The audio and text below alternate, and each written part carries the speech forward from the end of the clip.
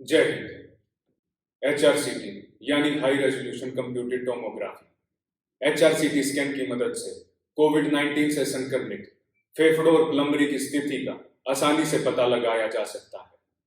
फेफड़ों में होने वाले बदलाव के लिए गणना की जाती है। ये गणना प्लम्बरी के प्रभावित क्षेत्र पर निर्धारित होती है। हमारे दोनों फेफड़ों को 5 भागों में बांटा गया है। दाईं ओर के फेफड़े को 3 भागों में और बाईं ओर के फेफड़ों को 2 भागों में। इन भागों को लोब्स कहते हैं। दाईं ओर superior lobe, middle lobe, lower lobe. बाईं ओर सुपीरियर लोब, इंफीरियर लोब। प्रत्येक भाग को 5 अंक दिए जाते हैं। कुल मिलाकर हुए 25। अगर किसी भाग को 0 अंक दिया जाता है तो इसका मतलब है कि वो भाग 0% प्रभावित है। अंक 1 दिया जाता है तो 5%, अंक 2 दिया जाता है तो 5 से 25%, अंक 3 है तो 25 से 50%, अंक 4 है तो 50 से 75%, अंक 5 है तो यह भाग 75% से अधिक प्रभावित हो चुका है। सीटी सीवियरिटी इन्हीं अंकों पर आधारित है। 9 से कम होने पर माइल्ड यानी संक्रमण बहुत कम है। 9 और 15 के बीच होने पर मॉडरेट यानी संक्रमण मध्यम स्तर का है। 15 से अधिक सीवियर यानी संक्रमण खतरनाक हो चुका है। रिपोर्ट का अगला भाग कोरेट्स का होता है। कोरेट्स कोविड-19 रिपोर्टिंग एंड डेटा सिस्टम। इसे भी फेफड़ों और प्लम्बरी के संक्रमण के आधार पर बनाया जाता है। कोरेट्स प्रणाली के आधार पर 1 से लेकर 6 तक एक पैमाना बनाया जाता है। कोरेट्स 1 यानी आपको कोविड-19 के संक्रमण की संभावनाएं बहुत कम है।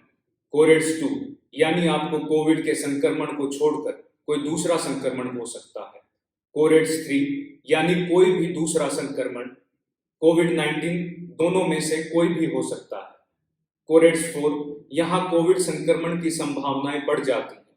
कोरेट्स 5 यानी अब आप संक्रमित हो चुके हैं। कोरेट्स 6 पीसीआर प्रूवन यानी आरटी-पीसीआर टेस्ट में भी आपको संक्रमित पाया गया है। सीटी स्कैन से हमारे शरीर में आयोनाइजिंग रेडिएशन प्रवेश करती है, यानी आयनकारी विकिरण। आयनाइजिंग रेडिएशन उन कणों या विद्युत चुंबकीय तरंगों को कहते हैं जिनमें इतनी ऊर्जा होती है कि वे जिन परमाणुओं या अणु से टकराते हैं उनसे इलेक्ट्रॉन निकालकर उन्हें आयनित कर देते हैं।